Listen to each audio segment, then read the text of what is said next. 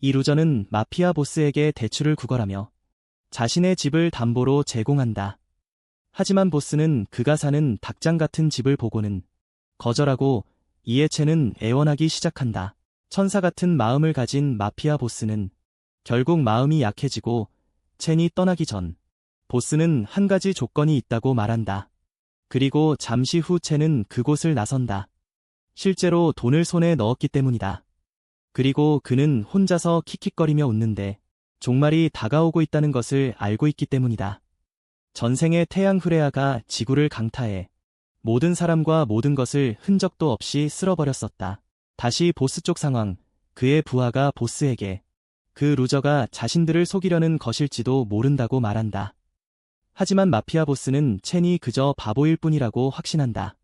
첸은 도시의 모든 사채업자에게 돈을 빌렸는데 지난번 지구에 가뭄이 들고 식량이 부족해졌던 것을 기억하기 때문이다.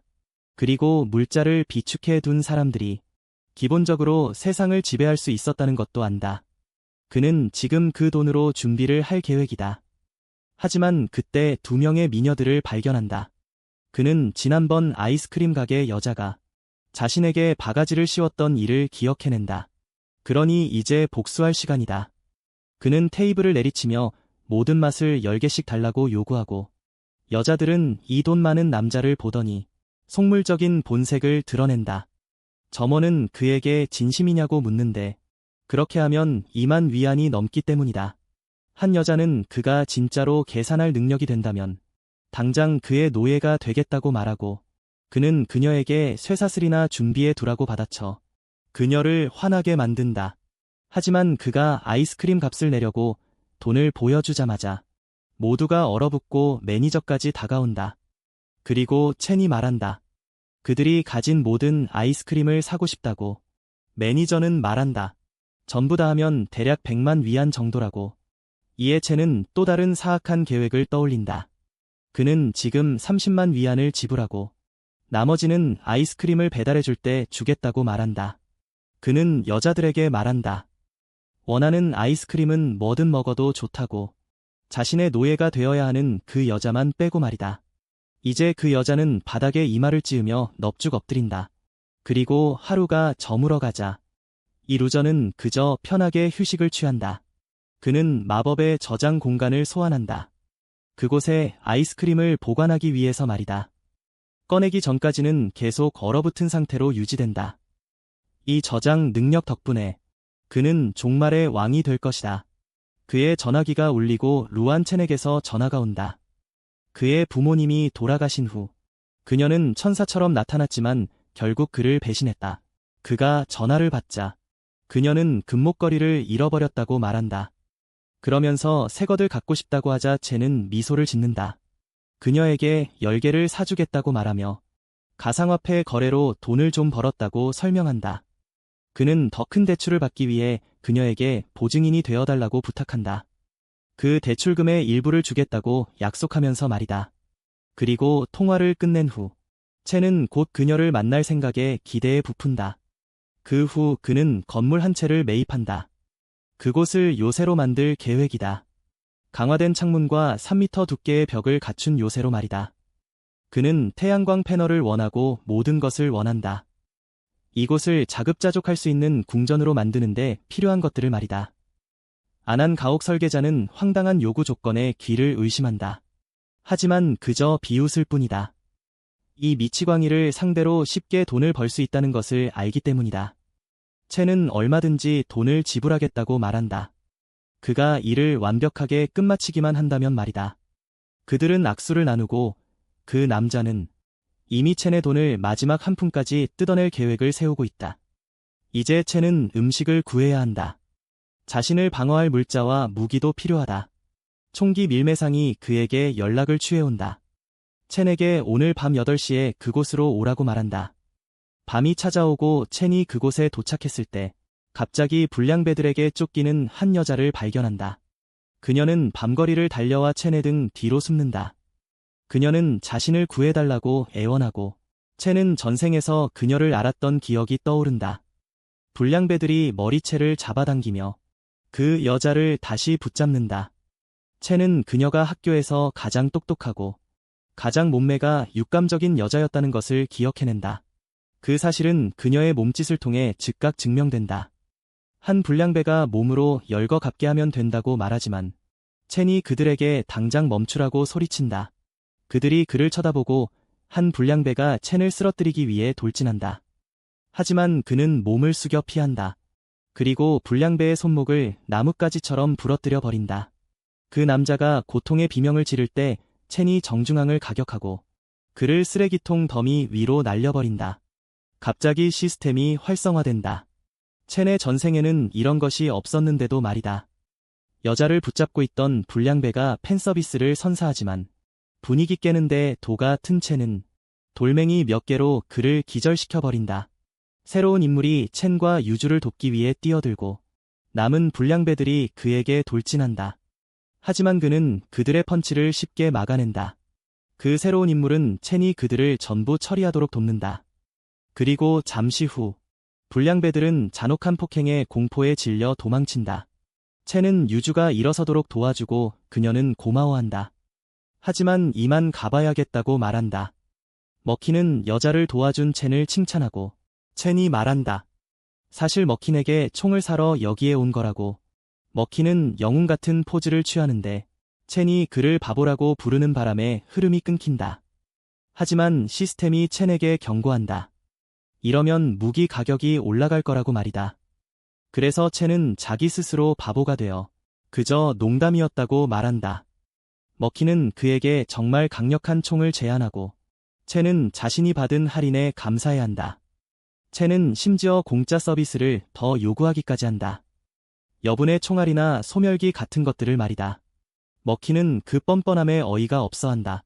그는 정말 화가 나고 자신에게 바가지를 씌우려 한다며 첸에게 소리를 지른다. 첸은 머킨을 달래며 더 주는 게 없어도 괜찮다고 받아치고 결제 송금을 완료한다. 그날 밤 호텔에서 첸은 리우를 찾아가 그녀를 무릎 위에 앉힌다. 그녀가 그의 주머니를 탈탈 털어먹을 계획을 세우는 동안 말이다. 물론 좋은 의미는 아니다. 그들은 마피아 보스를 만난다. 리우가 보증 서류에 서명하는 동안 그녀는 자신이 그 빚을 물려받게 될 줄은 꿈에도 모른다. 그가 빚을 갚지 못하게 되는 즉시 그들은 어떻게든 그녀에게 책임을 물을 방법을 찾아낼 것이다. 첸은 소파 의자에 기대 앉아 있다. 일이 예상보다 훨씬 순조롭게 흘러갔다고 생각한다. 나중에 안전가옥 설계자가 설명한다. 자신이 첸을 위해 얼마나 튼튼한 장소를 만들었는지 말이다. 첸은 그에게 감사해야 하며 잔금을 치른다. 그는 집 안에서 TV를 보던 중 뉴스가 태양 폭발에 대해 경고하자 첸은 총을 꺼내 들고 준비를 마친다. 마침내 종말이 시작되었기 때문이다. 그는 거대한 마그마 덩어리가 도시로 떨어지는 것을 목격하고 뉴스는 사람들에게 치솟는 기온에 대해 경고한다. 하지만 첸은 이것이 시작에 불과하다는 것을 안다. 상황은 앞으로 더 악화하기만 할 것이다. 첸이 여기서 더위에 대해 불평하는 동안 가게 주인들은 사람들에게 식량과 물을 비축하라고 촉구하기 시작하고 여자들은 불평한다. 수박이 너무 비싸다고 말이다. 그러자 가게 주인은 할인을 제안한다. 그녀들의 수박을 자신에게 보여준다면 말이다. 하지만 그녀들은 거절하고 다른 사람들이 할인을 요구하지만 그들에겐 보여줄 멜론이 없기 때문에 거절당한다. 첸은 이 남자도 알고 있는데 그의 이름은 다프다. 전생에서 우리 주인공에게 도둑질 누명을 씌워 엄청난 고통을 주었던 인물이다. 그 일은 로건폴의 그 숲 방문보다도 주인공의 평판을 더 나락으로 떨어뜨렸었다. 그는 말도 안 되게 비싼 감자칩 가격을 발견하고 다프에게 이게 암이라도 치료해 주냐고 묻는다. 그리고 이 질문은 즉시 다프를 화나게 만들고 시스템이 이에 대해 첸에게 알림을 보낸다. 다프의 분노 게이지가 상승하며 감자칩을 다시 뺏어가지만 첸은 비웃으며 말한다. 도둑이나 조심하라고 말이다. 밤이 되자 다프는 완전히 분노 모드에 들어가지만 첸은 그에게 진정하라고 말한다. 그러면서 설명하기를 이 모든 부정적인 감정은 가게의 나쁜 풍수지리 때문이라고 하자 다프는 바보같이 그 말을 곧이곧대로 믿는다. 첸은 가스라이팅 모드에 돌입하더니 마지막에는 그를 정신지체라고 불러버린다. 이에 다시 격분한 다프가 첸을 공격한다. 첸은 그저 돌아서서 떠나며 그에게 푼돈을 던져주고 이는 다프의 화를 돋울 뿐이다. 그날 밤 첸의 시스템은 그에게 알려준다. 그가 다프의 부정적인 감정을 모두 흡수했다고 말이다. 덕분에 그는 개인 저장 공간을 확장할 수 있게 되었다. 다음 날 아침 다프는 자신의 가게에 도착하지만 가슴이 철렁 내려앉는다. 모든 물건을 도둑 맞은 것을 보았기 때문이다. 이로 인해 그의 부정적인 감정은 더욱 치솟고 첸은 그것들을 슬러프 주스처럼 전부 흡수한다. 다프는 울면서 뛰쳐나가지만 주변 사람들은 그 말을 믿지 않는다. 보험금을 타려고 자작극을 벌인 거라고 생각한다. 어떤 이들은 심지어 가게에 귀신이 들렸다고 말하고 이는 다프를 정신적 붕괴 상태로 몰아넣는다. 그리고 이는 그저 첸에게 더 많은 포인트를 안겨줄 뿐이다. 첸은 불난 집에 부채질을 하기로 결심하고 이 감자칩이 얼마나 맛있는지 크게 소리친다. 다프는 즉시 알아차린다. 이 감자칩들이 자신의 재고품이라는 것을 말이다. 그리고 첸을 도둑으로 몰아가지만 첸은 그에게 증거도 없이 손찌검을 하는 건 현명한 행동이 아니라고 말한다. 첸은 다프에게 먹다 남은 감자칩 봉지를 주겠다고 말하고 이는 다프의 화를 더욱 치밀어 오르게 만든다. 그러고 나서 첸은 군중들에게 판단해 달라고 말한다. 자신이 여기서 훔친 것인지 아니면 다른 가게에서 산 것인지 말이다. 첸은 다프에게 물건이 있는지 자신의 집을 수색해 보라고 한다. 하지만 아무것도 찾지 못한다면 가게의 비상 발전기를 첸에게 넘겨야 한다고 말한다.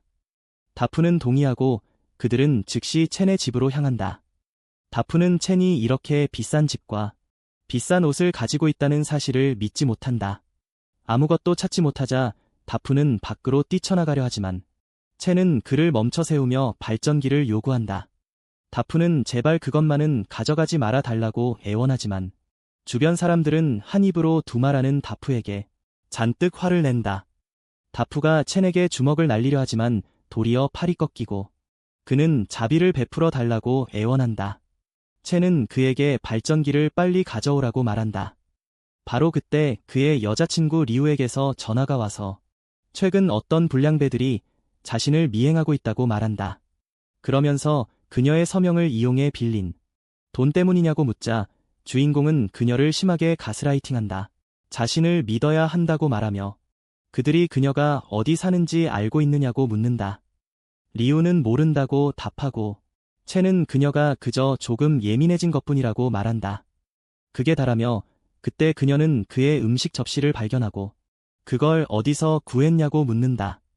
하지만 주인공은 별거 아니라며 자신은 훨씬 더 많이 가지고 있다고 말한다. 갑자기 그녀는 속물에서 음식 처돌이로 변하고 연어를 보더니 거의 흥분할 지경에 이른다. 그녀는 첸에게 당분간 그의 집에서 지내게 해달라고 부탁하며 함께 즐거운 시간을 보낼 수 있다고 말한다. 첸은 그녀를 데리러 가겠다고 말하며 주소를 묻고 그녀는 그에게 주소를 전송한다. 그는 착한 아이처럼 자신을 기다리고 있으라고 말한다. 그는 누군가 문을 두드리는 소리를 듣고 나가보니 왕씨 할머니가 한 소년과 서 있다. 그녀는 에어컨이 고장 났다며 그곳에서 지낼 수 있는지 물으며 들어오려 하지만 첸은 말 그대로 그녀를 밀쳐내 버린다. 그가 자라는 동안 그녀가 늘 그를 모욕했다며 말이다. 그녀는 예전에 그와 그의 어머니를 가난한 얼간이들이라 부르곤 했었다. 하지만 이제 와서 그녀는 그건 아주 오래전 일이라며 사과한다. 그녀는 그에게 말한다. 그렇게 오랫동안 뒤끝을 남기다니 인간성도 없다고 말이다.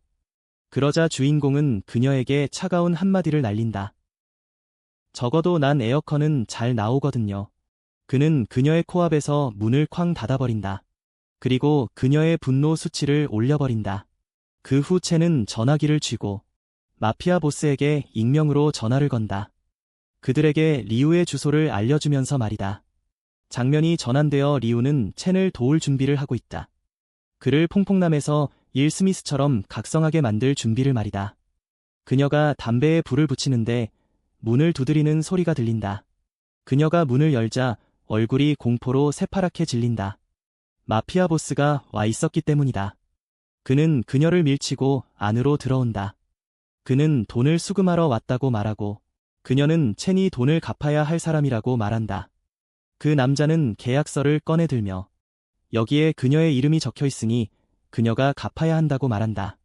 그러고는 부하들에게 그녀의 집에서 값나가는 물건은 전부 압수하라고 명령하고 그녀는 제발 멈춰달라고 애원한다. 하지만 잠시 후 그들이 멈추지 않았음이 드러난다.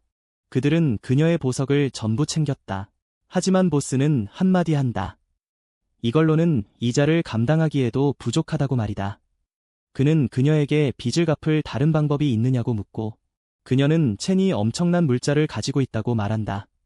게다가 곧 자신을 데리러 올 예정이니 그에게서 돈을 받아내면 된다고 말이다. 그녀는 첸에게 전화를 걸지만 그가 전화를 차단했다는 사실을 깨닫는다. 그녀는 계속해서 전화를 시도하지만 아무 소용이 없다. 마피아 보스는 첸이 그녀를 팔아넘긴 게 분명하다고 말하고 그녀는 그 사실을 믿지 못한다. 그녀가 자신 대신 첸을 쫓아가 달라고 애원하자 그는 그녀의 머리채를 잡는다.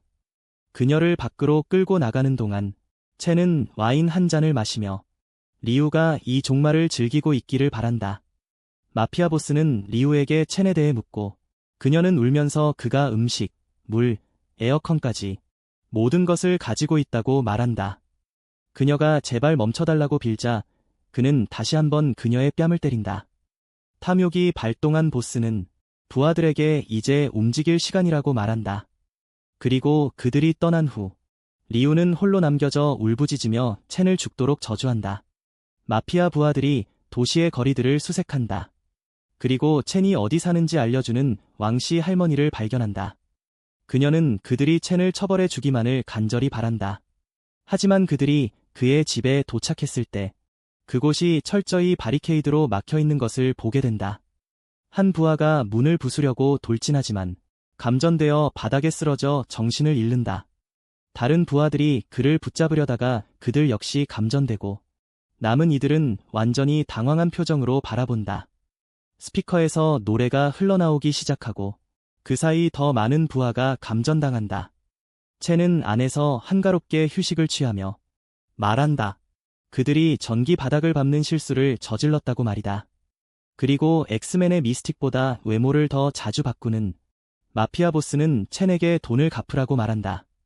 첸은 그 빚은 리우의 것이라고 말하고 마피아 보스는 여자의 몸도 좋지만 종말에는 식량 물자가 훨씬 더 가치 있다고 말한다. 첸은 자신이 기분이 좋을 때 떠나라고 경고한다. 그러면서 그가 버튼을 누르자 몇 명의 부하들이 추가로 감전된다. 마피아 패거리들은 도망치고 보스는 첸에게 몇 가지 협박을 날린다. 왕씨 할머니는 첸의 아파트를 쳐다본다. 마치 별을 부수는 라단과 마주한 것처럼 말이다. 다음 날 기온은 52도까지 치솟고 첸은 편하게 쉬면서 뉴스를 시청한다. 뉴스에서는 열사병으로 인한 수많은 사망자를 보도하고 있다. 그의 전화기가 울리고 다프와 왕씨 할머니가 자신을 모욕하는 것을 보게 된다. 더 많은 사람이 도움을 요청하는 가운데 말이다. 그는 시원한 탄산음료를 마시며 단순하게 거절의 답장을 보내고 이는 그들의 부정적인 감정을 10배로 증가시킨다. 그는 1000개의 부정적인 감정을 수집하고 시스템이 보상을 계산하기 시작한다. 잠시 후 그는 냉장고를 열어 안에 있는 식료품 사진을 찍는다. 그리고 그들을 도발하기 위해 온라인에 사진을 올린다. 그러고는 음식을 원한다면 그 대가로 무언가를 제공해야 할 것이라고 말한다. 이는 포럼의 사람들을 더욱 화나게 만들고 그는 다시 누워 쉰다. 하지만 바로 그때 시스템이 그에게 보상을 알린다. 공간 절단이라는 새로운 기술로 3m 범위 내에 무엇이든 잘라낼 수 있는 능력이다. 그는 사과에 이 기술을 시험해 보기로 하고 순식간에 사과를 반으로 쪼개버린다.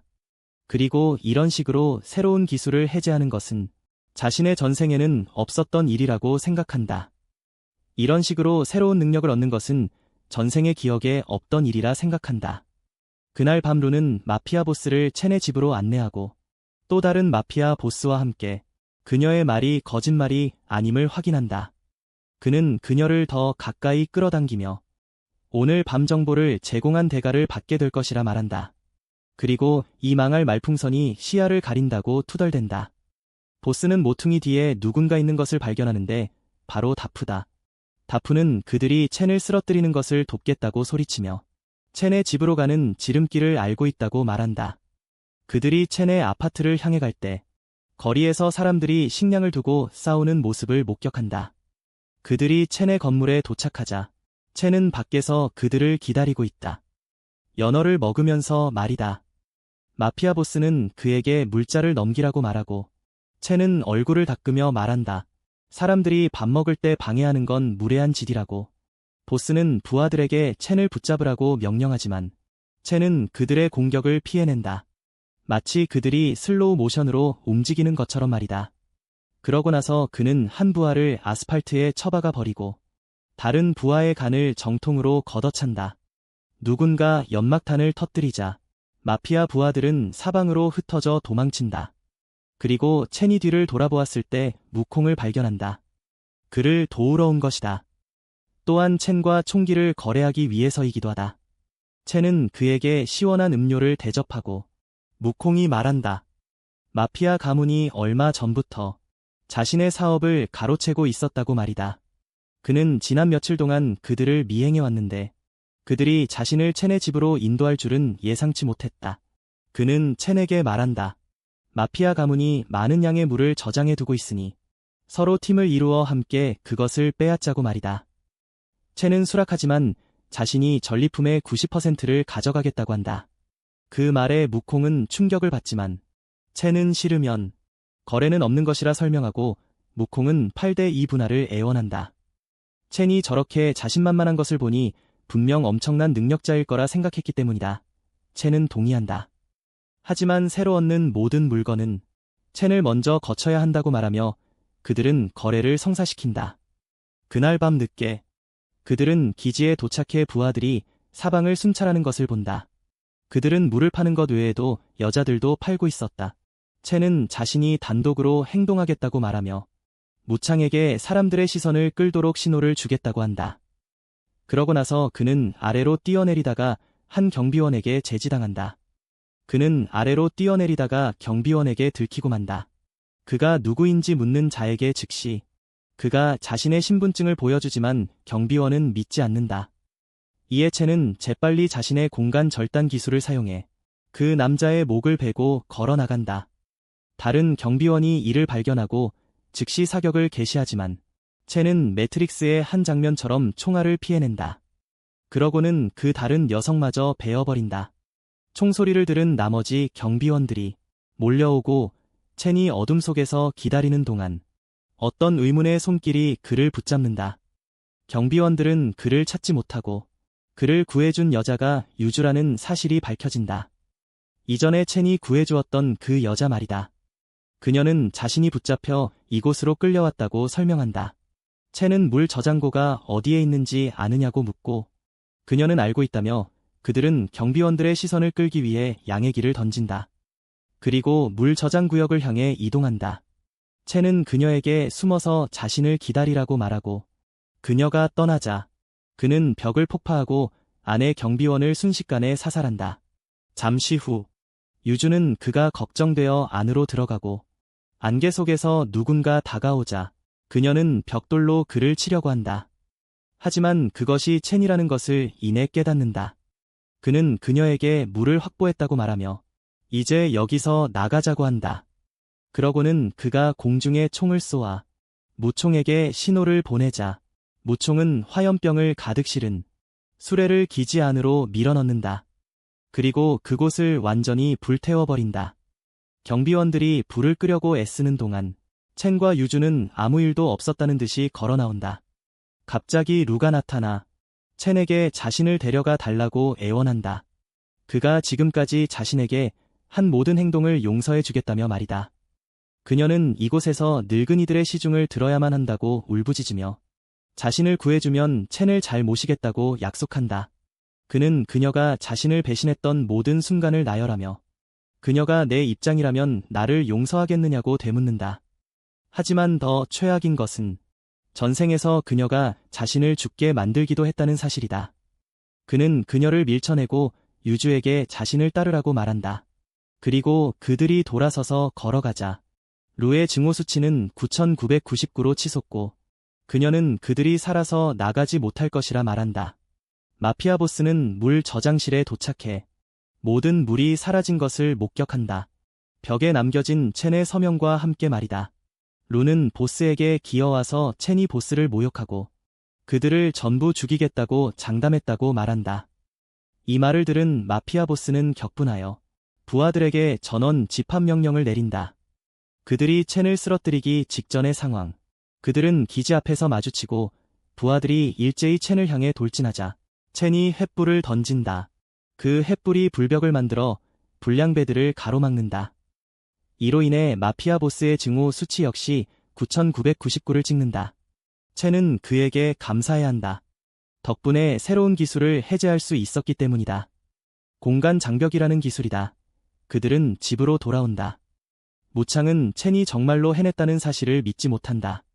유주 역시 자신을 구해주고 그곳에 데려와 준 것에 대해 고마워한다. 첸은 별거 아니라 말하고 유주는 그에게 사랑에 빠지기 시작한다.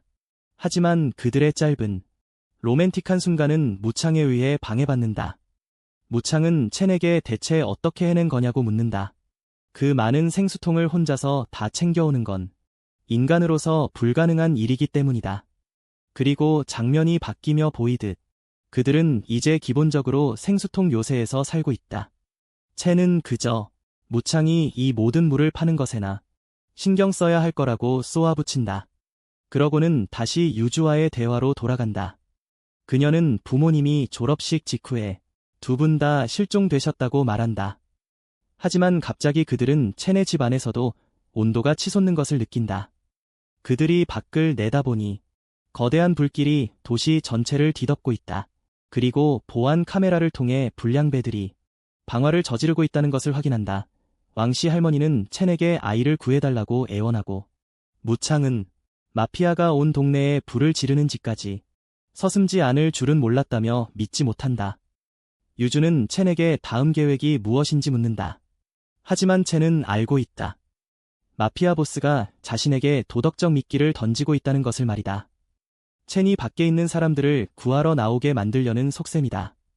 마피아 보스는 부하들이 불길을 더 키우는 동안 사람들을 구해보라며 소리를 지른다. 이제 불길은 온 동네를 삼켜버렸고 무창은 첸의 집안에 그대로 머무는 것도 이제는 치명적이라고 말한다. 첸은 미소를 지으며 특수방어 시스템을 작동시킨다. 호스들이 튀어나와 비를 뿌리기 시작한다. 주변의 불길 위에 나노 등급 에어로겔을 뿌려 화재를 즉시 진압한다. 무총은 첸이 이런 군사 등급 기술을 가지고 있다는 사실을 믿지 못한다. 하지만 마피아 보스는 부하들에게 다시 불을 지르라고 명령한다. 첸의 기지에는 에어로겔이 무한정 있을 수 있기 때문이다. 부하 중 한 명이 자신들의 연료가 바닥나 가고 있다고 언급하자 첸이 확성기를 들고 발코니로 나와 그들을 살짝 도발하고 이는 그들의 분노 수치를 올린다. 하지만 첸의 집을 본 마피아 보스는 그곳을 자신의 것으로 만들기로 결심한다. 그는 이제 왕씨 할머니와 다른 민간인들을 이용해 첸을 밖으로 유인하려 한다. 왕씨 할머니는 울면서 자비를 구하지만 첸은 알고 있다. 이런 세상에서 마음을 약하게 먹는 것은 죽음을 자초하는 일임을 마피아 보스가 한 노인을 붙잡자 첸은 기억해낸다. 전생에서 자신이 죽임을 당했을 때 저 왕씨 노인이 자신을 구하기 위해 최선을 다했다는 것을. 그는 유주와 무총에게 안에 있으라고 말한 뒤 밖으로 나간다. 그는 마피아 보스에게 민간인들은 건드리지 말라고 경고한다. 마피아 보스는 몇 가지 간단한 조건 하에 동의하는데 거기에는 첸이 죽어야 한다는 조건도 포함되어 있었다. 첸은 절대 그럴 일은 없다고 말하며 대신 승부를 내기 위해 도박을 제안한다. 마피아 보스는 동의하고 주사위 높낮이 게임을 하자고 말한다. 첸은 높은 숫자를 선택하고 그들의 도박 대결이 막 시작되려 한다. 그들은 마치 포켓몬 배틀을 하듯 주사위 통을 흔들고 주사위를 던져 승부를 겨룬다. 보스는 속임수를 써서 육세개를 만들어내고 그의 부하들은 환호성을 지른다. 첸은 미소를 지으며 자신의 절단 기술로 주사위를 조각낸 뒤 보스가 자신에게 불량 주사위를 주었다고 말한다. 그는 주사위 숫자가 더 많이 나오도록 교묘하게 잘라내는데 성공한다. 그리하여 합계 21점을 만들어내고 이는 마피아 보스의 18점보다 높은 점수였다. 첸은 그에게 이 도시를 영원히 떠나라고 말하지만 마피아 보스는 그 말을 들을 리 없다. 그의 분노 수치가 다시 500포인트 상승하며 그는 첸을 칼로 찌르려 돌진한다. 하지만 첸은 가볍게 피하고 연막탄을 던져 마피아 보스를 그의 부하들로부터 고립시킨다. 부하들이 보스를 돕기 위해 진입하고 첸을 발견하자마자 그에게 사격을 개시하지만 첸은 그들을 베어 넘기기 시작한다. 연기가 겉었을 때도 첸에게는 단 하나의 상처도 없었다. 그의 새로운 장벽 기술 덕분이다. 마피아 보스가 첸을 향해 로켓을 발사하지만 첸은 다시 장벽을 활성화하여 그 공격을 완전히 무력화한다. 마피아 보스는 미사일이 공중에서 멈춘 것을 보고 공포에 질려 얼어붙는다. 그리고 첸이 묻는다. 도박 게임에서 지고도 정말로 약속을 지키지 않을 셈이냐고 말이다. 그는 로켓을 조각조각 잘라버리고 마피아 보스를 향해 걸어가며 보스는 공포에 질린 채 그 자리에 서 있다. 그는 갑자기 첸에게 거래를 하자며 애원하기 시작한다. 그는 말한다. 지금 당장 자신을 죽이는 것보다 살려두는 것이 첸에게 더 유용할 것이라고 말이다. 그러면서 숨겨둔 의료 물자가 있으니 자신을 살려주면 그것들을 첸에게 주겠다고 말한다. 첸은 속삭인다. 자신의 집에는 이미 많은 물자가 저장되어 있다고. 하지만 마피아 보스는 그에게 약은 없을 것이라 말하고 첸은 일단 그와 협력하기로 동의한다. 그는 마피아 보스를 껴안으며 그들의 비즈니스는 오늘 밤으로 끝이라고 말한다. 그러고는 그에게 떠나도 좋다고 말한다. 마피아 보스는 부하들에게 자신을 따르라고 명령하고 그들이 떠나자 첸은 다른 계획을 떠올린다. 그는 왕씨 노인의 상태를 확인하고 그 노인은 고마워하기 시작한다. 앞으로 첸을 모시겠다고 말하면서 말이다. 첸은 그저 지금은 일단 쉬라고 말한다. 그날 밤 늦게 마피아 패거리들은 실패한 습격에 대해 이야기하고 그들의 보스는 이미 또다시 약속을 어기고 첸을 배신할 계획을 세우고 있다. 그의 부하들은 그를 천재라 부른다. 마치 그가 대단한 발명이라도 한 것처럼 말이다. 그저 흔한 배신을 하려는 것뿐인데도 말이다. 그가 부하 중 한 명에게 명령을 내리려는 바로 그 순간 말 대신 그의 입에서 피가 뿜어져 나오고 그는 바닥으로 쓰러진다. 건물 옥상에 있는 첸의 모습이 보이고 그는 마피아 보스에게 작별 인사를 건넨다. 자신의 공간 절단 기술을 사용한 후에 말이다.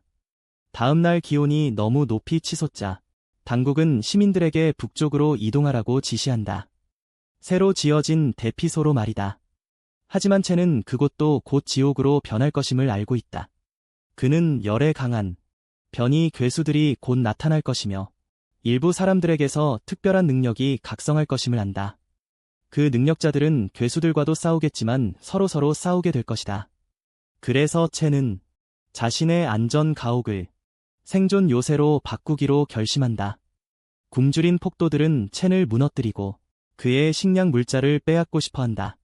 그래서 그들은 그의 문을 쾅쾅 두드리며 민주적인 투표를 거쳐 그가 안전가옥과 물자를 그들과 공유해야 한다고 결정했다고 말한다.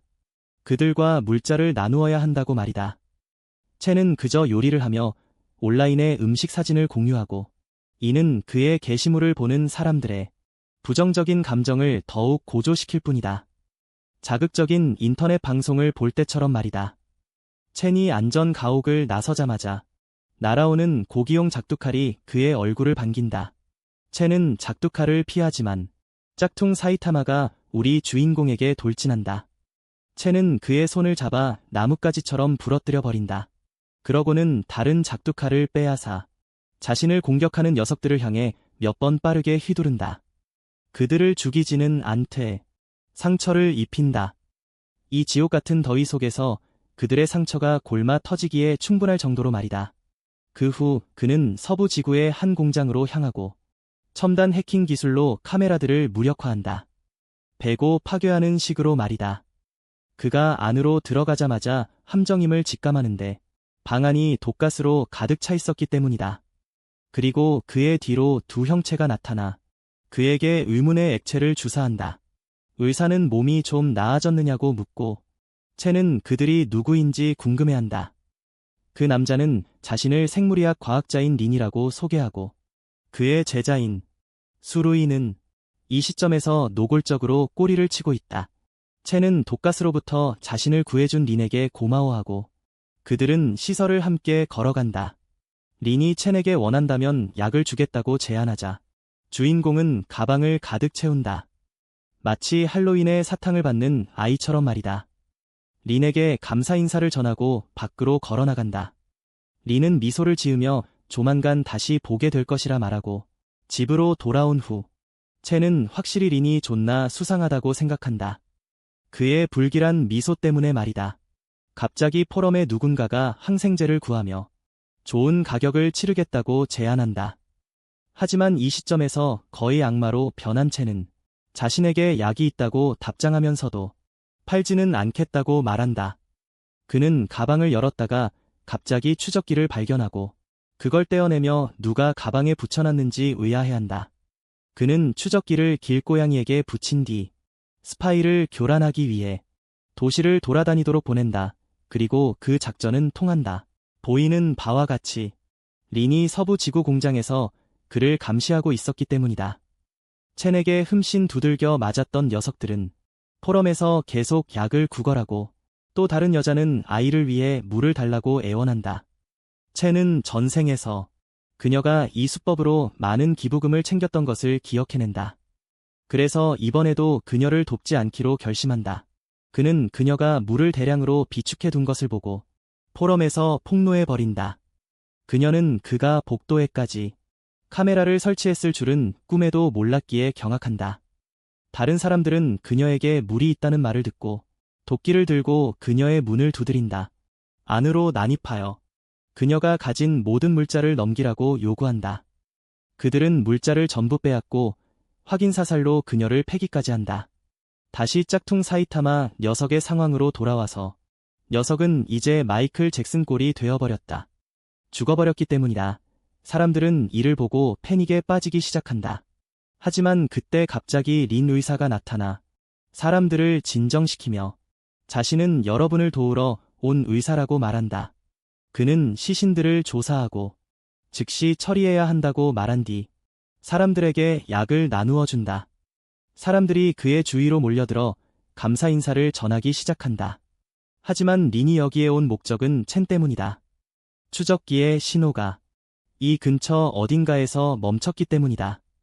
잠시 후 첸은 다른 창문에서 이 모습을 지켜보며 린이 왜 여기에 있는지 의아해한다. 그는 즉시 추적기를 붙인 범인이 린이 틀림없다고 확신한다. 그때 갑자기 의문의 인물로부터 문자가 와서 그 의사를 조심하라고 경고한다. 첸은 이 의문의 인물이 누구인지 전혀 감을 잡지 못한다. 다른 건물 옥상에 있는 수상한 남자가 보이고 망원경으로 그들을 감시하고 있다. 첸은 린 외에 자신을 감시하는 남자가 한 명 더 있다는 사실을 직감한다. 그는 그 번호로 다시 전화를 걸어보려 하지만 연결되지 않는다.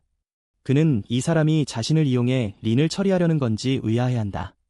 화면은 다시 사람들에게 필요한 게 있으면 언제든 자신을 찾아오라고 말하는 린의 모습으로 바뀐다. 첸은 린의 코트에 묻은 얼룩을 발견하고 전생의 기억을 떠올린다. 의사들이 사람들을 돕는 척 나타나서는 결국 자신들의 연구를 위해 납치하곤 했다는 것을 말이다. 린은 표지판을 세워 모두에게 자신이 있는 곳을 알려준다. 그는 마침내 자신의 추적기가 달린 고양이에 도달하고 이건 스파이전이 될 수밖에 없겠다는 생각이 든다. 그가 첸을 감시하는 동안 첸 역시 그날 밤 그를 감시하고 있기 때문이다. 한 무리의 사람들이 린의 창고로 찾아오고 첸이 여전히 감시하는 가운데 린은 그들을 살펴본다. 린은 사람들의 피를 뽑아내고 첸은 이것이 수상하다는 것을 눈치챈다. 사람들은 이미 심각한 영양실조 상태이기 때문이다. 한 남자가 뛰어들어와 자신의 형이 응급치료를 받아야 한다고 말하자 린은 치유력을 높여주는 혈청을 꺼낸다. 그는 남자의 형에게 그것을 투여하고 남자의 형은 그 충격으로 거의 기절할 뻔한다. 나중에 남자의 형은 동생에게 뼈가 타는 것 같은 기분이라고 말하더니 갑자기 그의 몸이 변이하기 시작한다. 그는 동생의 덜미를 붙잡고 바닥으로 내동댕이 쳐버린다. 바닥에 처박히는 건 깼을 만한 참교육이기 때문이다. 첸이 밖으로 나오자 그 남자는 즉시 그를 공격하려 든다. 첸은 피하면서 그 남자의 힘이 그 약물에 의해 강화되었다는 것을 단번에 알아차린다. 그 남자가 첸을 다시 공격하지만 첸은 한 번의 빠른 배기 기술로 그를 조각낸다. 그를 그 자리에서 즉사시키고 나중에 린이 도착한 모습이 보인다. 그 약물에도 추적 장치를 심어두었기 때문이다. 그리고 그는 눈앞의 광경에 불신을 금치 못한다. 남자의 머리가 몸과 분리되어 있는 것을 보았기 때문이다. 의사는 마피아 보스의 시신에도 이와 똑같은 절단 흔적이 있었다는 사실을 깨닫는다. 그러면서 안다. 이러한 절단은 평범한 인간이 할 수 있는 게 아님을 말이다. 그는 즉시 첸이 이 일을 벌인 범인이라 생각한다. 하지만 그때 간신히 살아있는 다른 남자를 발견한다. 그는 형에게 무슨 일이 일어난 거냐고 묻고 의사는 그에게 첸의 사진을 보여주며 이 남자를 아느냐고 묻는다. 그 남자는 첸이 어디에 사는지 안다고 말하고 린은 그를 자신의 실험실로 데려간다. 과학의 발전을 위한다는 명목으로 그의 몸을 가지고 실험하기 위해서 말이다. 장면이 전환되어 집에 있는 첸의 모습이 보이고 그는 린의 목적이 무엇인지 의아해한다. 그리고 조만간 그 답을 알게 될 예정이다. 린이 방금 그의 집 초인종을 눌렀기 때문이다. 첸은 그를 안으로 들여보내고 린은 그의 상태를 확인하러 왔다고 말한다. 린은 첸의 집이 완벽한 요새라며 감탄하고 그가 어떻게 대폭염의 종말이 닥칠 것을 미리 알고 있었는지 묻는다. 첸은 엄청나게 할인을 하길래 산 것뿐이라며 얼버무린다. 그러자 린은 주제를 바꾸어 사망한 첸의 이웃에 대해 언급한다. 게다가 마피아 보스까지 말이다. 두 사람 모두 동일한 절단 흔적으로 사망했고 첸에게 문제를 일으키던 인물들이었다는 점을 지적한다. 첸은 바보 같은 척 연기를 하며 대체 누가 그들을 죽였겠느냐고 묻는다.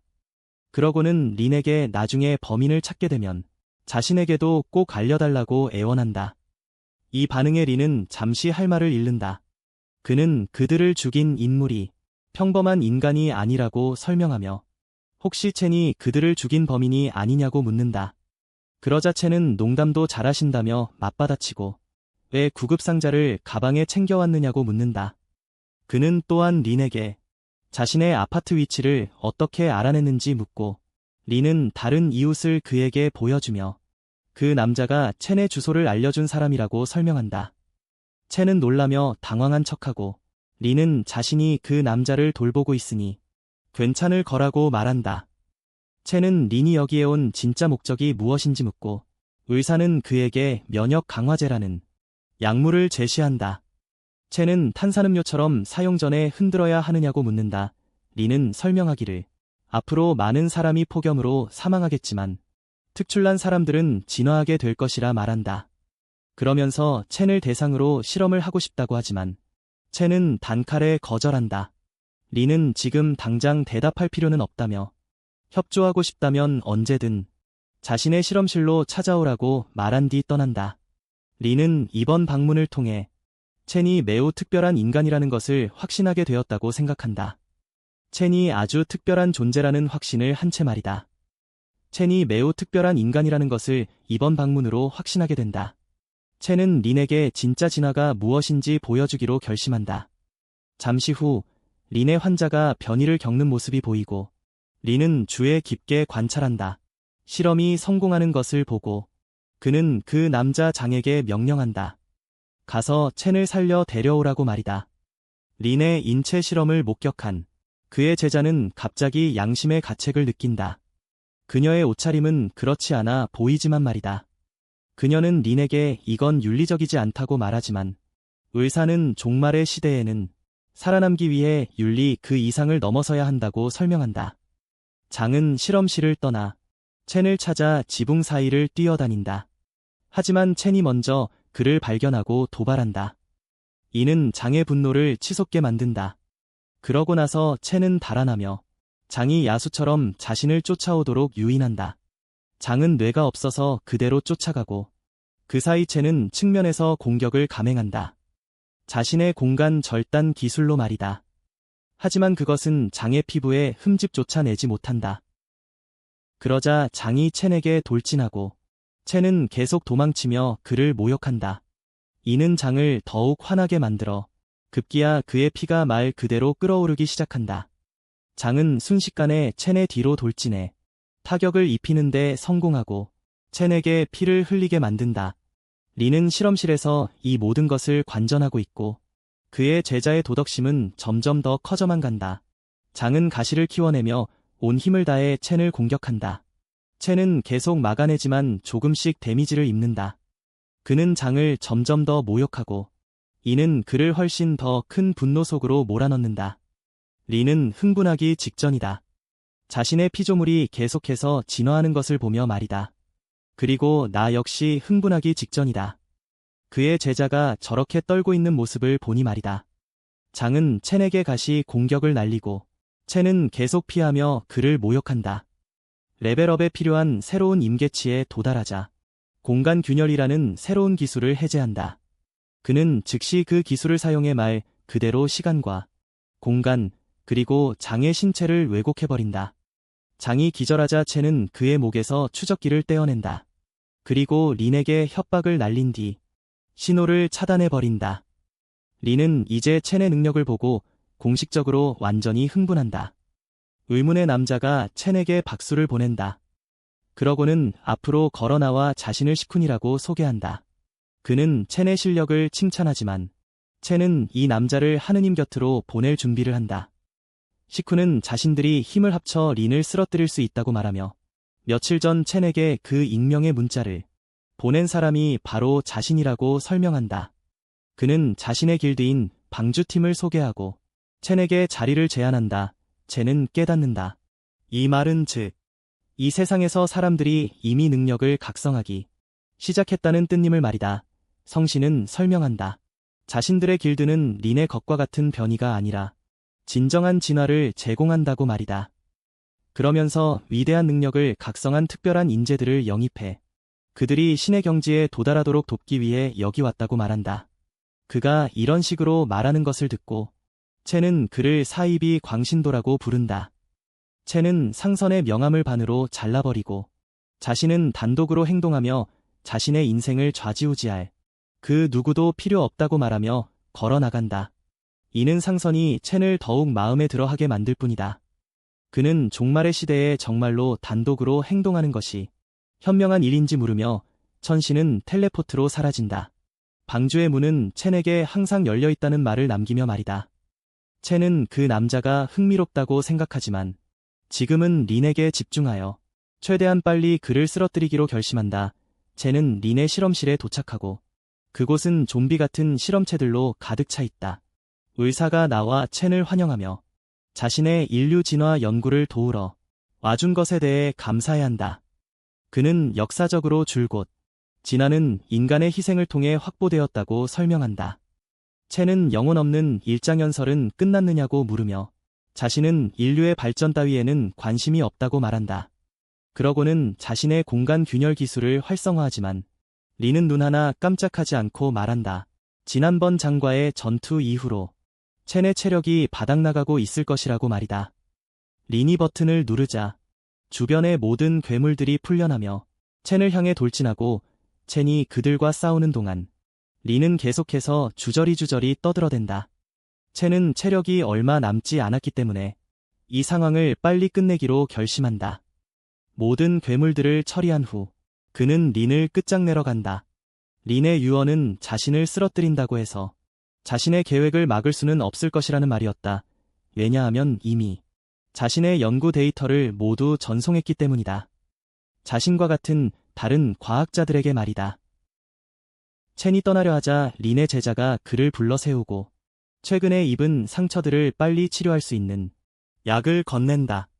첸은 그녀를 믿을 수 없다고 말하고 그녀는 그 마음이 이해된다며 자신을 따라오라고 말한다.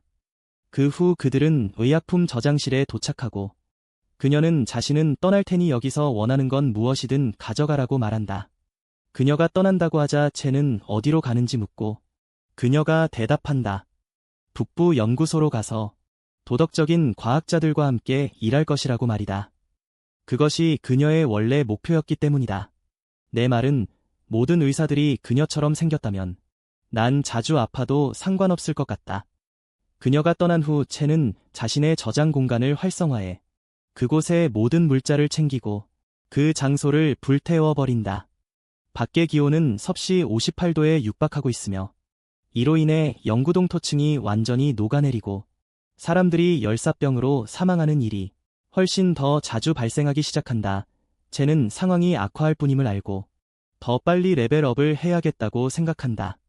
그는 무청에게 연락해 판매할 물을 다시 채워 넣어야 하는지 묻는다. 그들은 어두운 골목에서 한 낯선 구매자를 만난다. 첸은 원래라면 2병을 줄 수 있었겠지만 가격이 올랐다고 말한다. 그래서 구매자가 제시한 돈으로는 1병밖에 줄 수 없다고 한다. 이 말은 그 남자를 화나게 만들고 그것이 바로 첸이 레벨업하기 위해 필요한 것이었다. 나중에 왕씨 노인이 지나가다가 리윤과 그녀의 아이에게 줄 물을 가져가는 중이라고 말한다. 첸은 몸조심하라고 말하지만 그 노인은 천사 같은 사람이라 자신은 살 만큼 살았고 아이들이 고통받는 걸 참아볼 수 없다고 말한다. 리윤은 물을 받은 후 다음번에는 훨씬 더 궁핍한 척 연기를 해야겠다고 다짐한다. 그래야 왕씨 노인이 더 많이 가져다 줄 테니까 말이다. 그녀는 다른 아파트로 가서 자신의 생수통을 사오에게 건네며 이것이 오늘의 곡물이라고 말한다. 무창은 첸에게 오늘 밤 3번째 사람이 거래를 취소했다고 말하는데 이것은 확실히 수상한 일이다. 갑자기 한 무리의 사람들이 나타나 첸을 비난한다. 자신들이 파는 상업용 물에 사람들을 중독시켰다며 말이다. 하지만 그는 그저 그들을 맞도발하며 정시르면 대신 오줌이라도 마시겠느냐고 묻는다. 집단의 리더가 앞으로 걸어나와 자신들은 순수수의 추종자들이라고 말한다. 그러면서 물을 정화할 수 있는 유일한 존재는 사오뿐이라고 한다. 첸은 그 말을 듣고 어이가 없어한다. 그 남자는 설명하기를 이전 지구적인 폭염은 신의 형벌이며 사오는 그들에게 구원을 가져다줄 신의 사자라고 말한다. 그들은 첸에게 가진 물을 넘기라고 명령한다. 그 물 역시 정화되어야 한다며 말이다. 또한 자신들의 사입이 종교에 가입하라고 요구한다. 하지만 첸은 거절하며 그들을 나약한 겁쟁이들이라 부른다. 리더는 침착함을 유지하며 첸이 아직 사오의 기적을 보지 못해서 그런 것이라 말한다. 첸은 자신의 물이 사악한 것이라면 그걸 마셨을 때 천벌을 받아야 할 것이라며 물 일부를 흘려가면서까지 단숨에 들이켠다. 이 모습은 사이비 신도들을 분노하게 만들고 첸에게 더 많은 부정적 감정 업그레이드 포인트를 안겨준다. 그러고 나서 첸은 그들에게 말한다. 사오를 모욕하는 사람에게는 물 1통을 주겠다고. 욕 1번당 1통이라는 말에 리더는 격분하고 다른 추종자들은 첸에게 정말이냐고 묻는다. 그들은 리더에 의해 제지당하지만 또 다른 자가 사오를 개자식이라고 욕한다. 그러자 사이비 교도가 즉시 그 남자를 붙잡는다. 첸은 한마디 한다. 저 남자는 결국 물을 받을 운명이 아니었던 모양이라고. 사이비 교도들이 그를 끌고 가자 말이다. 그들이 떠난 후 첸은 무창에게 이 녀석들을 처리해야겠다고 말한다. 그리고 나중에 그가 그들의 교회에 도착한 모습이 보인다. 그는 먼저 사오에 대해 더 알아보기로 결심하고 사오의 발치에 한 여자가 쓰러져 있는 것을 본다. 사오가 물 1병을 꺼내 그녀에게 쏟아붓자 그녀가 정신을 차려 일어난다. 사람들은 사오가 겨우 물 몇 방울로 그녀의 열사병을 치료했다며 소리를 지른다. 첸은 사오 역시 능력을 각성한 것인지 아니면 저 여자가 바람잡이인 것인지 분간하지 못한다. 그녀는 사오에게 자신을 거두어 달라고 애원하고 그녀의 몸매를 본 사오는 거절하지 못한다. 그의 추종자들이 그에게 물을 더 가져오는데 그곳에 있는 첸을 발견한다. 첸은 용서를 구하러 왔다고 말하며 사오의 앞에 넙죽 엎드려 절을 한다. 그는 자신의 더러운 물을 모두 그들에게 바치겠다고 말한다. 하지만 샤오는 초연함을 유지하며 신은 누구에게나 두 번째 기회를 주실 것이라 말한다. 첸은 고마워하지만 한 남자가 뛰어들어와 리윤의 딸이 기절했다고 외친다. 그들은 성수를 마셨는데도 어떻게 이런 일이 일어났는지 이해하지 못한다. 그리고 리윤은 사오에게 아이를 살려달라고 애원한다. 사오는 성수가 효과가 없었다면 그들이 진정한 신자가 아니기 때문이라 말하며 내일 진정한 기적을 보여줄 테니 그녀에게 회개하라고 이른다. 조금 전 마주쳤던 집단의 리더가 첸에게 항상 차고 다녀야 할 완장을 건네자 첸은 순순히 받아들여 그것을 착용한다. 그들이 떠난 후 첸은 자신이 생수통에 발신기를 설치했다는 것을 눈치채지 못한 그들이 바보 같다고 생각한다. 덕분에 온갖 물자로 가득 차 있는 그들의 저장고 이치를 찾아낼 수 있게 된다. 그 후 그는 사오와 조금 전 그 여자가 나누는 대화를 듣게 되는데 사오가 그녀에게 지난번 연기는 정말 형편없었다고 다그친다. 그녀는 사과하며 자신의 능력을 사용하면 몸에 무리가 간다고 말한다. 그리고 이 말을 들은 첸은 능력을 각성한 사람이 사오가 아니라 실제로는 저 여자라는 사실을 깨닫는다. 장면은 리윤의 딸의 상황으로 바뀌고 첸이 그녀에게 다가가 물새병을 건넨다. 아이는 그가 누구인지 묻지만 그는 그저 이걸 다 마시라고 말할 뿐이다. 다음 날 사람들이 사오의 기적을 목격하기 위해 모여든다. 그는 요가 자세로 주저앉아 타오르는 듯한 더위에 완전히 면역인 모습을 보여주고 이는 사람들에게 그가 정말로 신의 사자라는 확신을 심어준다. 하지만 첸은 그가 저 여자의 능력을 이용하고 있음을 안다. 첸은 아직 그녀의 능력이 정확히 무엇인지 모르지만 그녀와 사오 사이에 공간적 연결을 차단해보기로 결심한다. 그리고 그것이 실제로 통하면서 사오는 즉시 땀을 흘리기 시작한다. 그는 그녀에게 더 가까이 오라고 말하지만 그녀는 군중 속에서 첸을 발견하고 누군가가 자신의 기술을 가로막고 있음을 직감한다. 첸은 그녀에게 편지를 건넸었는데 거기에는 자신이 사오를 처리하고 대신 지배하겠다며 그녀를 곁에 두고 잘 대접해주겠다고 약속하는 내용이 적혀 있었다. 그것이 그녀가 사오를 무시하고 첸에게 걸어간 이유다. 그녀는 뒤에서 그를 껴안으며 말한다. 자신의 능력은 그녀와 대상의 열을 낮춰주는 것이라고. 하지만 가슴을 그의 등 뒤에 밀착시키는 행동은 그의 체온을 안드로메다로 치솟게 만들 뿐이다.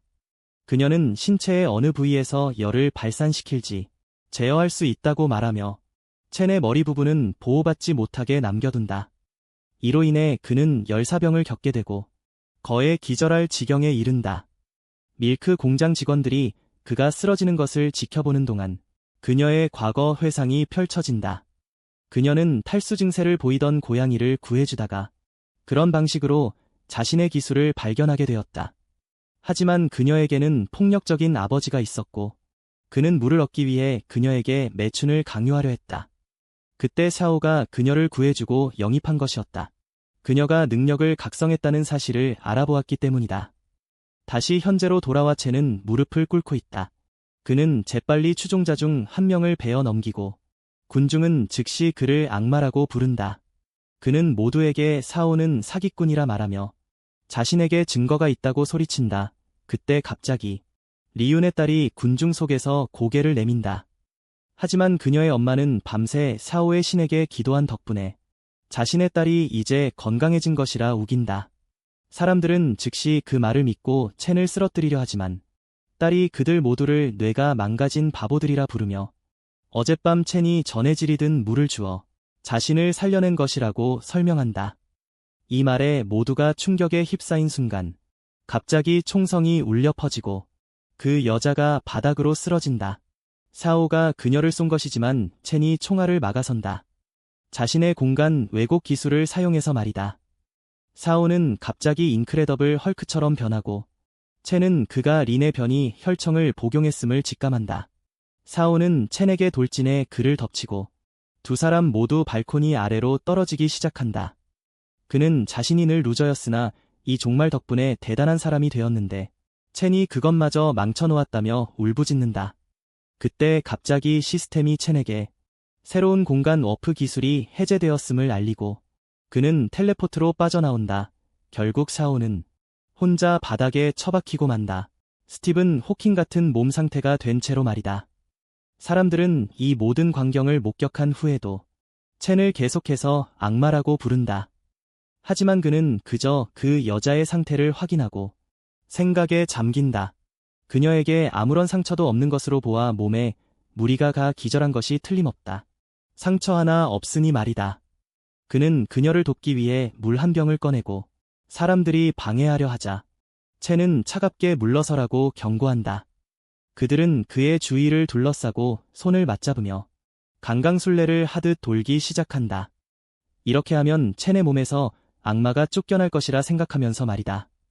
하지만 쫓겨난 것은 그들의 목숨뿐이었고 첸은 그들의 목을 전부 베어버린다. 그는 그 여자에게 물 한 병을 건네며 말한다. 사오가 죽었다고. 그때 갑자기 리윤의 딸이 엄마를 부르며 소리를 지른다. 엄마가 발코니에서 뛰어내렸기 때문이다.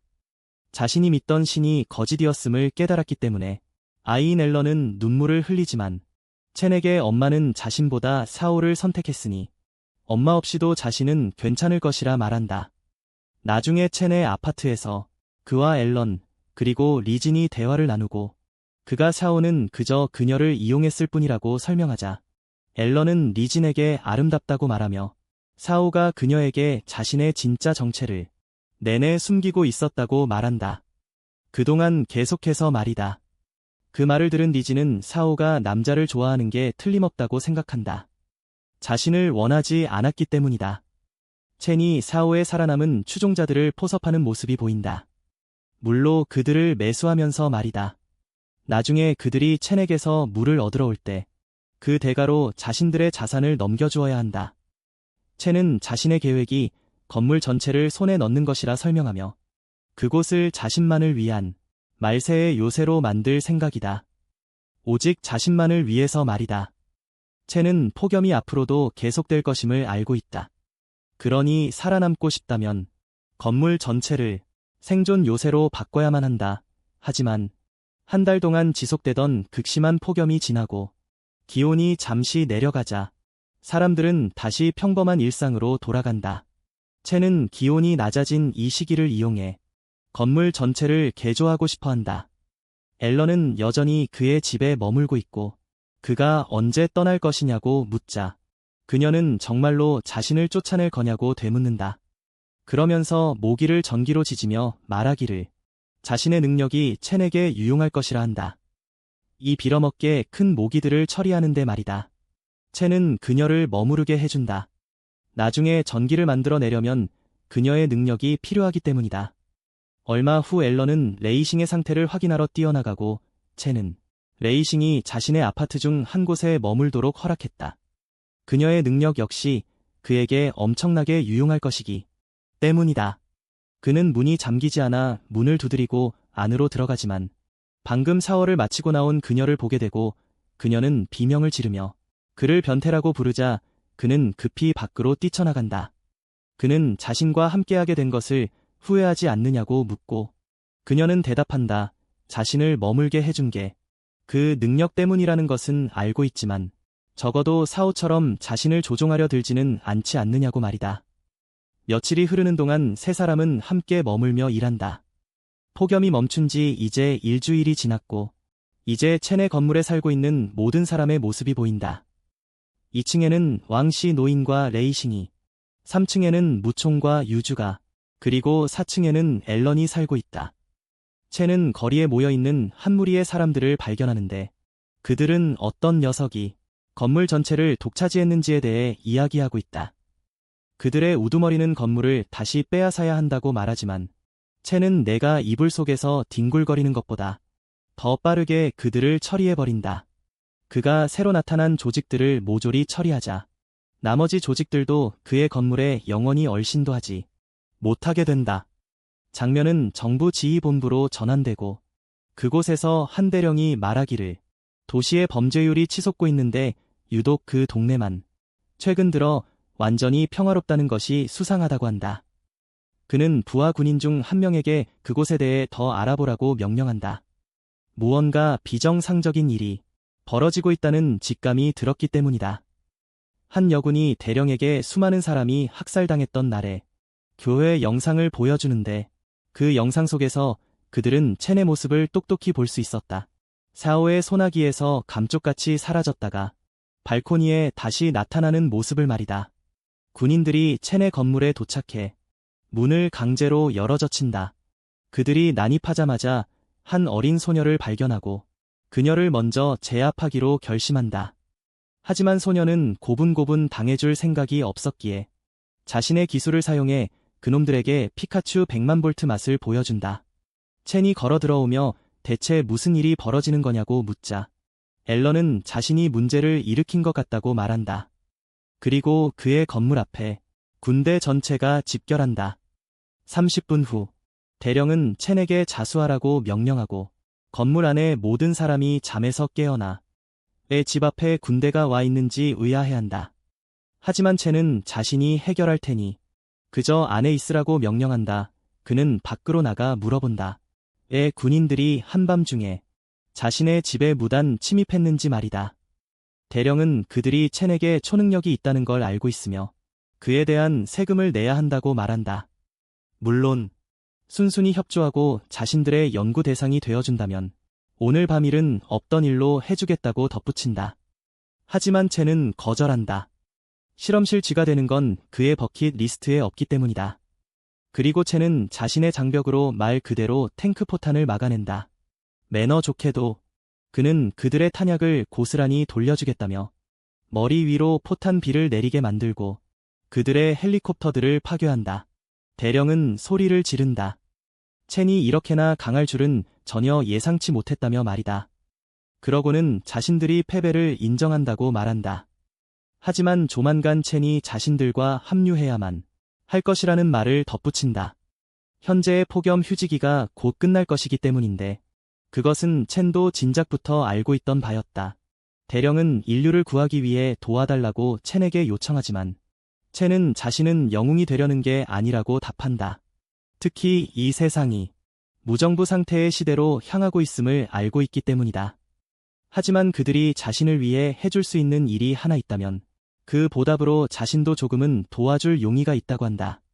대령은 무엇이든 받아들이겠다고 말하고 첸은 군사 등급의 장비를 사용해 자신의 건물을 최후의 날 요새로 개조해 달라고 요구한다.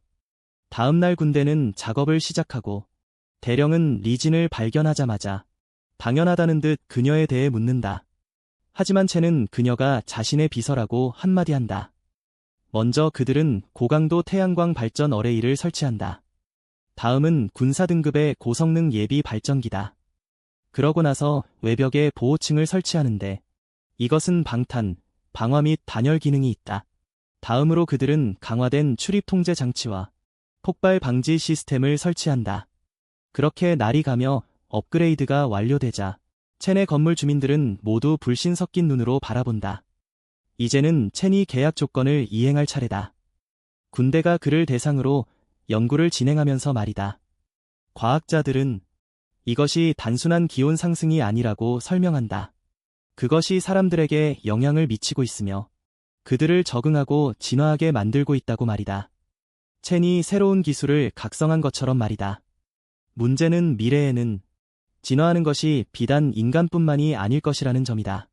군 대령은 첸에게 왜 그리 여유롭냐고 묻고 첸은 각성한 사람이 자신뿐만이 아니라며 방주 길드에 대해 밀고한다. 그가 가진 그들에 대한 정보를 전부 털어놓으면서 말이다. 한 군인이 첸이 찍힌 영상을 분석하던 중 무창을 발견하고 그가 군에서 찾고 있는 고위험군, 실종 대상자임을 즉시 알아차린다. 군대가 첸의 신체에 대한 연구를 마친 후 그는 집으로 향하지만 대령에 의해 제지당한다. 대령은 첸에게 사진 속 인물을 아느냐고 묻는다. 그는 군의 수배자이며 그가 첸의 건물에 머물고 있다는 증거가 있기 때문이다. 첸은 그럴 일은 없을 것이라 대답하고 갑자기 2명의 경비병이 첸을 체포하려 하지만 그는 협상이 결렬되었다는 말을 남기고 텔레포트로 사라진다. 대령은 첸의 건물 업그레이드 작업을 중단하라고 명령한다. 그들의 새로운 임무는 첸과 무창을 생포하는 것이기 때문이다. 그들은 이미 무창의 창문에 도달했다. 하지만 건물의 방어 시스템이 활성화되어 그들을 감전시켜 떨궈버린다. 리지는 무슨 소리를 듣고 무슨 일인지 보려고 창문을 열려 하지만 창문은 차단되어 있다. 방어 메커니즘이 활성화되었기 때문이다. 모든 주민이 혼란스러워하는 가운데 더 많은 군인이 바주카포로 건물의 출입구를 날려버린다. 왕시노이는 얼마 전까지만 해도 건물을 업그레이드해 주던 군대가 왜 자신들을 공격하는지 의아해한다. 그때 갑자기 첸이 텔레포트로 돌아와 본때를 보여줄 준비를 하고 민간인들이 구경하기 위해 모여든다. 대령이 설명하기를 군대는 무고한 사람들을 해치지 않기 위해 사격을 중지한 것이라며 첸이 숨겨주고 있는 범죄자를 넘기지 않는다면 그들의 모든 군사 장비를 철수하겠다고 말한다. 첸은 그저 손을 흔들어 자신의 개인 저장 공간에서 장비가 든 컨테이너들을 소환한다. 그러고는 말한다. 자신에게 군사 및 병원 물자가 여기에 있으니 자신의 요새는 스스로 구축하겠다고 말이다. 군의 도움 없이 말이다. 대령은 즉시 첸에게 공간 저장 능력이 있음을 눈치채고 폭염은 앞으로 더 심해질 뿐이라 경고한다. 이로 인해 국가가 혼란에 빠지게 될 것이며 이를 막기 위해 군은 대규모 프로젝트를 계획 중이라고 말한다. 이른바 창공 프로젝트로 불리는 계획이다. 이는 다층 구조의 단열 차단벽으로 지상의 극심한 고온을 피하기 위해 도시들을 지하에 밀봉하는 계획이다. 그는 첸에게 다시 한번 자신들을 도와달라고 요청한다. 그의 공간 저장 능력이 엄청나게 유용할 것이기 때문이다. 하지만 첸은 귀찮은 일이라며 거절하고 자신의 도움을 원했다면 조금 전 자신들의 건물을 폭파하려 들지 않았을 것이라 말한다. 대령은 첸에게 며칠 동안 머리를 좀 식히라며 말하는데 이들의 현재 상황을 생각하면 아이러니한 말이다. 마음이 바뀌면 연락하라는 말을 남긴 채 말이다. 군대가 떠난 후 그날 밤 무창이 첸의 아파트로 찾아와 자신이 가진 가치 있을 만한 모든 정보를 공유할 준비를 한다. 그는 군에 있을 당시 군이 극도의 고온에 견디도록 설계된 고성능 기술을 외세에 공급하려 했다는 사실을 알아냈다고 말한다. 그가 이를 보고하려 하자 군이 그를 체포했고 그래서 그 고성능 무기들을 챙겨 탈출하는 데 성공했다는 것이다. 그들이 대화를 더 이어가기 전 첸은 무슨 소리를 듣고 그를 제지한다. 밖을 내다보니 새로운 하렘 멤버가 될 만한 인물이 보인다. 첸은 그녀를 마중하기 위해 밖으로 텔레포트한다. 그는 그녀가 누구인지 묻는데 그녀는 질문을 못 알아들은 모양인지 첸의 어린 시절을 포함해 그에 대한 모든 정보를 읊어대기 시작한다. 그에 대한 온갖 신상 정보를 말이다. 그러고는 자신의 이름이 알리사라고 밝히고 첸은 그녀가 여기에 왜 왔는지 묻는다. 그녀는 그에게 이 폭염의 종말 속에서 그의 방공호가 얼마나 버틸 것 같냐고 물으며 창공 프로젝트에 대해 말해준다. 이 프로젝트의 한 가지 문제점은 그들이 인류의 대부분을 죽도록 버려두어야 한다는 점이다. 첸은 그게 자신과 무슨 상관이냐고 묻고 알리사는 자신이 M국에서 왔다고 설명한다. 자신이 M국 소속이라고 설명하면서 말이다. 그러면서 자신들과 함께 일하자고 첸에게 요청한다. 인류 전체를 구하려고 노력하는 곳은 자신들뿐이라며 말이다. 첸은 묻는다. 자신에게 반역죄를 지으라고 진심으로 권하는 것이냐고. 그녀는 자신과 손을 잡으면 무엇이든 얻을 수 있다고 말한다. 그녀가 제공하는 무한한 지원까지 포함해서 말이다. 첸은 조종당하는 건 질색이라며 그녀의 손을 쳐내버린다. 그러자 알리사는 그에게 총을 겨누는데 이 시점에서 그 행동은 이 종말을 막으려고 스프링클러를 쓰는 것과 다름없다. 그녀의 총알은 첸의 공간 기술에 막혀버린다. 하지만 그녀는 도리어 그것이 자신이 원하던 바였다고 말한다. 그녀의 목적은 그의 기술을 스캔하는 것이었기 때문이다. 그녀는 지난번 교회 사건 덕분에 그의 전투력이 측정 불가 수준임을 확인한다. 첸은 남이 자신의 능력치를 훔쳐보는 건 딱 질색이라며 한마디 하고 알리사의 바지에 말 그대로 지릴 만큼의 압도적인 기술을 시전한다. 그녀는 그의 위력을 목격하고 공포에 질린다. 그녀는 연막탄을 터뜨려 도망치고 첸은 자신의 능력이 이런 식으로 노출된 것이 앞으로 골칫거리가 될 것임을 직감한다. 다음 날 리지는 건설 노동자들에게 이 특별한 자재들을 어떻게 설치해야 하는지 지시하고 있다. 그리고 그리 오래 지나지 않아 첸의 최후의 날 요새가 완전히 완공된다. 장면은 알리사가 자신의 상사와 대화하는 모습으로 바뀐다. 이 남자는 첸이 잠재력을 가지고 있다고 말한다. 하지만 그 잠재력을 자신들이 이용할 수 없다면 첸을 처리해야 할 것이라고 한다. 그렇지만 그냥 죽이는 건 너무 자비로운 처사라며 그는 자신의 날카로운 일을 하른다. 그러면서 첸을 위해 더 좋은 계획이 있다고 말한다. 유주는 첸의 일을 마무리하기 위해 이동하는 중이었으나 후드를 쓴 남자에게 납치당하고 만다. 그녀는 류의 앞에서 정신을 차리고 류는 첸을 유인하기 위해 그녀를 납치했다고 말한다. 류는 유주가 첸을 이곳으로 유인해 오면 목숨은 살려주겠다고 하지만 유주는 그저 비웃을 뿐이다. 그러면서 말하기를 자신들이 정말로 첸을 막을 수 있다고 믿는 거냐고 묻는다. 류는 대답하지 않고 그저 유주에게 그를 이곳으로 유인하라고 명령한다. 그녀는 어차피 첸이 자신을 찾아낼 것이라며 거절한다. 자신의 몸에 추적기가 있기 때문이라 말하자 류는 실소를 터뜨린다. 그것이 바로 그들이 원하던 바이기 때문이다. 첸이 자신의 요새에서 나오게 만드는 것 말이다. 그들이 첸을 기다리는 동안 류는 부하 중 한 명을 불러 유주를 데리고 즐거운 시간을 보내려 하지만 말 그대로 탱크 한 대가 그들의 기지에 난입하면서 제지당하고 만다. 대령과 군대가 도착해 그들을 즉시 제압한다. 유주는 왜 그들이 왔는지 묻고 대령은 설명한다. 첸이 자신에게 이 사실을 알려주었으며 첸의 주민들을 보호하는 것이 이제 자신의 임무라고 말이다. 그들은 유주를 데리고 돌아오고 첸은 계약 조건을 지켜준 것에 대해 그들에게 감사를 표한다. 그는 동료들을 지키기 위해 군과 협력하겠지만 사실 그들을 자신의 장기말로 이용할 생각이다. 방금 체포된 범죄자들을 태운 탱크가 출발하고 류의 파란만장한 과거 이야기가 잠시 흘러나온다. 첸이 마피아 보스를 죽인 후 그녀는 불황자 신세가 되었으나 뾰족한 이를 가진 남자의 부하들에게 납치당했다. 그녀는 탈출을 시도했지만 결국 제압당해 실험 대상이 되고 말았다. 그들은 그녀에게 변이 혈청을 주사했고 다시 현재로 돌아와 그녀는 비웃음을 지으며 몸을 액체로 변화시킨다. 그러고는 수갑을 풀고 자신이 갇혀있던 탱크에서 탈출한다. 리진과 첸은 추종자들에게 물을 나누어줄 전략에 대해 이야기를 나누고 있다. 그녀의 귀여운 미소의 주인공은 이번 생을 통틀어 처음으로 얼굴을 붉힌다. 그때 갑자기 류가 수도관을 통해 첸을 찾아오고 그는 자신의 공간 능력을 사용할 준비를 한다. 하지만 그녀는 몸을 물로 바꾸며 오늘 반드시 그를 죽여버리겠다고 말한다. 그가 배기 공격을 날리지만 물을 벨 수는 없다.